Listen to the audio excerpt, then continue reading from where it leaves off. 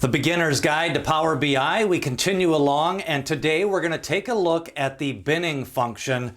It's all part of the grouping feature in Power BI. We're going to load some data, then we're going to create some bins, show you how you can create bins of different sizes. It's all part of your data analysis. Once you have your data imported, the more bins and more analysis you want to do, the deeper dive. Binning allows you to create groups of different sizes, binning, and it allows you to get in there and then create some extra columns for your data. We're going to learn about binning. It's part of the groups feature in Power BI. Back in Power BI, we continue along with our Learning Power BI series, and today we are going to talk about binning and lists. It's all part of the grouping function in Power BI. The first thing we're going to do is load some data, and if you open up Power BI and have a brand new file, one of the options is to try a sample data set. So that's what we're going to do. You can add the sample data set and just click on the Load Sample Data button. This will bring up a financials worksheet. And that is what we are going to load into Power BI. If you have never loaded in the financials worksheet, we will click on the box next to financials. And what it is a database for everybody to learn Power BI. So the first thing we're going to do is always transform the data. You always want to take a look, make sure it's got the correct data types. If you're new to Power BI and have never seen the Power Query ribbon, that's what this is. When you open up and transform the data, that is the same as loading Power Query. The name of the query is going to be financials. We aren't going to change that. And then the applied steps are source, navigation, and change type. So currently we don't have any changes to this data set. And all we're going to do now is go back to the close and apply button, and this will bring it in and actually load that data into Power BI. So that'll take a couple of seconds. It will load the data. You'll see that screen come up. And now we're going to be in Power BI, and we have data on the right-hand side.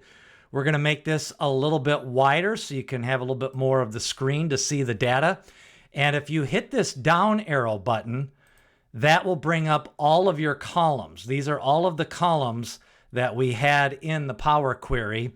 Next, we're going to go to the data view, and the data view brings up all of those same columns, and we're going to do a couple of examples of some bins and lists. So the first thing we're going to do is we have a country column that has a list of countries, and there's 5 different countries. We have Canada, France, Germany, Mexico, and the United States of America. So we are going to put these into what we're going to call groups. And all we need to do is right click and go new group. So for this group, we're going to select on Canada. We're going to name this continent. And then it's asking for the ungrouped values. These are all of the options in that column. There's only 5 options for countries. So we're going to turn those 5 ungrouped values into 2 groups. We're going to select Canada. Then you're going to hold down the Control key. We're going to hit Mexico, and we're going to hit United States of America. So now we have Canada, Mexico, and United States of America. We're going to hit Group. And that group right now has a name. It just automatically takes those countries and forms it into a group. So we're going to double click and type in North America. Now we have in the North America group, Canada, Mexico, United States of America. So now we have France and Germany left. So we're going to take France, hold down Control, hit Germany. We're going to group them, and we're going to name this Europe. So now we've turned 5 countries into 2 groups. And we have a North America group with Canada, Mexico, United States. We have a Europe group with France and Germany. And when we hit OK, now at the end of this data set, we have a continent group. That's what we named it. And we have 2 options, either Europe or North America. So that is an example of a group. Now we're going to do a date bin. And if you click on the date column, right click, we're going to go new group. And this is going to be a bin. And we're going to call this date binning, just so that we can differentiate it. The field is going to be date. It's going to set up a bin. You can also set up a list. We'll go through that next. But now we have a bin, and you can determine either the size of your bin. These go from all the way from September 1, 2013 through December 1, 2014. Or you could do a number of bins. So if we wanted 12 bins, it would put it into 12 bins. But we are going to do by the size of the bins. And we could select years, months, days, since it's a date field. So we're going to select months. And when we select months, it's going to create bins for every month. And now we have all of these months, January 13, January 14, and that is where we have some of the different date bins. So that's an example of doing some binning. And we could also go back, if we date binning, hit edit groups, we could change this to years. So we'll now change this to years.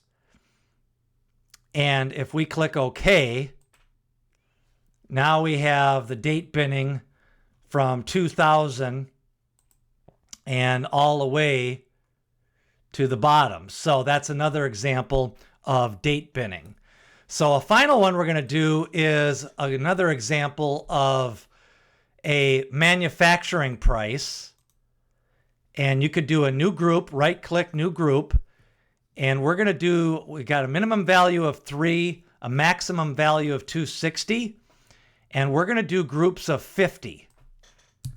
So we're going to do groups of 50.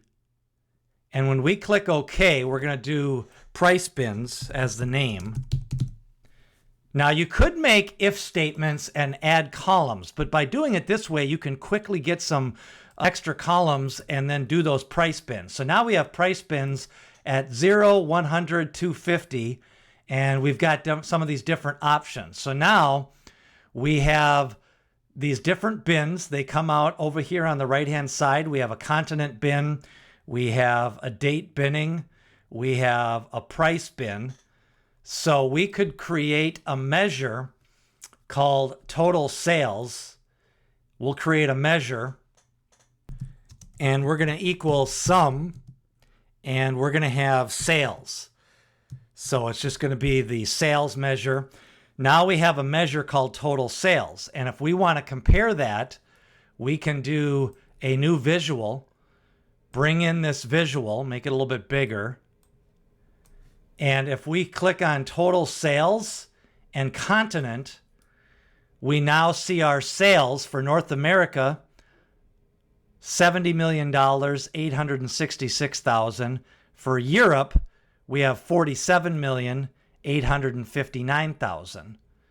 If we wanted to make a additional chart, we could click on that, and now we could take a look at our price bins, select on price bins, and we could select on total sales. And now we see that the 0 to 100 has the most sales. So 0 sales up to the price being 100 has the most sales. High-priced items, 250 and higher, have the second most sales. So this is how you can quickly add some bins, add some groups. We could even make a list if we want to go back. And if we wanted to click on product, and if we go new group, we could select the top 3, make that top sellers if we knew these were top sellers. And then we could select these next 3. So now we've got those 3 selected, make a group, and other sales. So it's an example of Now we have a column at the end called product groups. We have top sellers and other cells. If we go back to the report view, make this smaller, we can insert a new bar chart, clustered column chart, and we can bring in the total sales, and we could bring in the product groups and see other sales versus top sellers. So our other sales, we just randomly picked out the other sales on the top sellers. So again, when you add those groups, they go on to the end of your columns, and you've actually added columns. Another way to do that would be to add a new column and create an if statement. But if you're new to Power BI, you may not be familiar with the if statement.